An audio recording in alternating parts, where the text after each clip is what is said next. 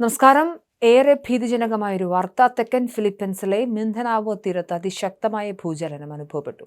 ലോകത്തെ ഏറ്റവും അപകടം പിടിച്ച ഭൂകമ്പ സാധ്യത മേഖലയായ പസഫിക് റിംഗ് ഓഫ് ഫയറിൽ ഉൾപ്പെടുന്ന പ്രദേശത്താണ് റിക്ടർ സ്കെയിലിൽ 8.2 തീവ്രത രേഖപ്പെടുത്തിയ ഈ ഭീകര ഭൂചലനം ഉണ്ടായത്.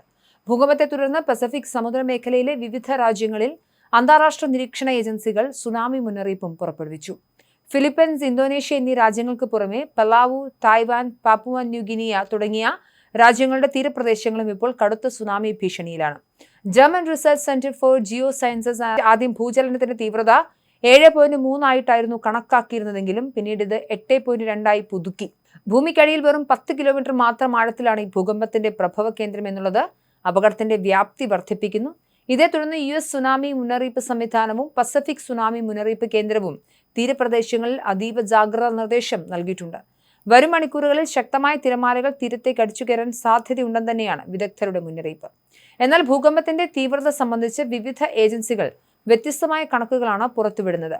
Philippines institute of volcanology and seismology ഈ ഭൂചലനം റിക്ടർ സ്കെയിലിൽ 7 തീവ്രതയിലാണ് രേഖപ്പെടുത്തിയത്. ഫിലിപ്പീൻസ് തീരങ്ങളിൽ 1 മീറ്ററിലധികം ഉയരമുള്ള സുനാമി തിരമാലകൾ ഉണ്ടാകാൻ സാധ്യതയുണ്ടെന്നും അത് മണിക്കൂറുകളോളം നീണ്ടു നിന്നേക്കാമെന്നും അവർ മുന്നറിയിപ്പ് നൽകുന്നു. അതേസമയം ഇന്തോനേഷ്യയിലെ കാലാവസ്ഥാ നിരീക്ഷണ കേന്ദ്രമായ BMKG ഭൂചലനത്തിന്റെ തീവ്രത 7.7 ആയിട്ടാണ് രേഖപ്പെടുത്തിയത്. ഇന്തോനേഷ്യയിലെ സുലവേസി ദ്വീപിന്റെ ചില ഭാഗങ്ങളിലും ബോർണിയോ ദ്വീപിലെ കലിമന്ദനിലും 3 മീറ്റർ വരെ ഉയരമുള്ള ഭീമൻ തിരമാലകൾ അടിച്ചേക്കുമെന്നാണ് ഇന്തോനേഷ്യൻ അധികൃതർ വ്യക്തമാക്കുന്നത്. ഭൂചലനത്തെ തുടർന്ന് വൻ നാശനഷ്ടങ്ങളോ ആളപായമോ ഔദ്യോഗികമായി ഇതുവരെ റിപ്പോർട്ട് ചെയ്യപ്പെട്ടിട്ടില്ലെങ്കിലും ഭൂകമ്പത്തിന്റെ പ്രഭവ കേന്ദ്രത്തിനടുത്തുള്ള പ്രദേശങ്ങളിൽ ജനങ്ങൾ കടുത്ത പരിഭ്രാന്തിയിലാണ്. ദക്ഷിണ ഫിലിപ്പീൻസിലെ സരംഗാനി പ്രവിശ്യയിലെ അലാബെൽ ടൗണിൽ രാവിലെ സ്കൂളുകളിലും സർക്കാർ ഓഫീസുകളിലും ഫ്ലാഗ് ഹോസ്റ്റിംഗ് ചടങ്ങ് നടക്കുന്നതിനിടയിലാണ് അതിശക്തമായ ഭൂചലനം അനുഭവപ്പെട്ടത്.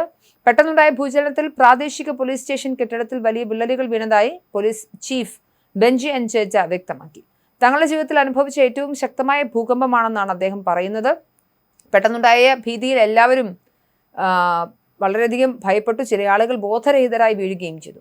ഫിലിപ്പീൻസിലെ തെക്കൻ നഗരമായ ജനറൽ സാന്റോറിസിൽ ഭൂചലനത്തിന്റെ ആഘാതത്തിൽ ഒരു വലിയ കെട്ടിടത്തിന്റെ ഒരു ഭാഗം തകർന്നു വീണു. അധ്യയന വർഷത്തിന്റെ ആദ്യ ദിനമായിരുന്നതിനാൽ സ്കൂളുകളിൽ വൻതോതിൽ കുട്ടികൾ ഉണ്ടായിരുന്നു.